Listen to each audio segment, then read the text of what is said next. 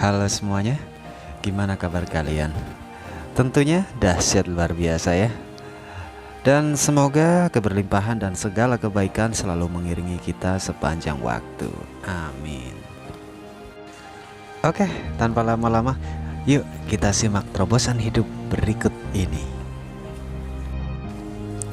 The Law of Attraction atau hukum ketertarikan memang sangat menarik untuk dibahas. Namun tidak sedikit dari kita yang merasa sudah menjalani dan melakukan hidup sesuai dengan anjuran seperti yang ada di buku-buku motivasi atau motivator yang sering mereka tonton tentang mengenai the law of attraction atau hukum ketertarikan. Tapi hidup masih gini-gini aja dan gak ada perubahan. Malah ada yang bilang nambah nyongsep katanya. Mengapa bisa begitu? Ya tentunya inilah yang akan kita cari sumber masalahnya. Kebanyakan dari kita setelah baca buku tentang The Law of Attraction akan menganggap bahwa inti dari law adalah visualisasi. Itu karena memang dalam buku atau video-video tentang The Law of Attraction itu menyuruh kita untuk memvisualisasikan dan merasakan. Tentunya jika kita berpikir seperti itu, artinya kita belum benar-benar memahami hukum The Law of Attraction. Agar lebih memahami lagi, saya akan berikan informasi penting yang menjadi dasar dari hukum ketertarikan ini. Yang pertama, fokus ke satu keinginan. Tentukan keinginan terkuat Anda dan fokuslah pada satu keinginan itu dan visualisasikan secara terus-menerus. Maka Anda sudah mempraktekkan hukum the law. Tentunya masih ada poin-poin penting lainnya yang harus Anda patuhi dalam menjalankan hukum law. Kita lanjut yang kedua. Yang kedua adalah pikirkan secara terus-menerus. Ya sebenarnya masih terkait dari poin satu, tapi ini saya bikin poin kedua karena ini memang penting. Pikirkan secara terus-menerus dan visualisasikan secara nyata.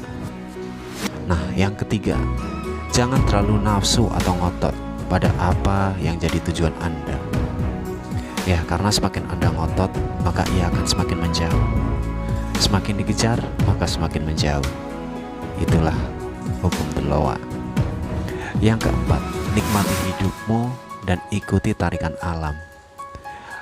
Lakukan segala aktivitasmu dengan penuh rasa senang dan buang jauh-jauh pikiran negatifmu dan selalu positive thinking. Maka alam akan menuntunmu mendekati tujuanmu. Sebagai contoh,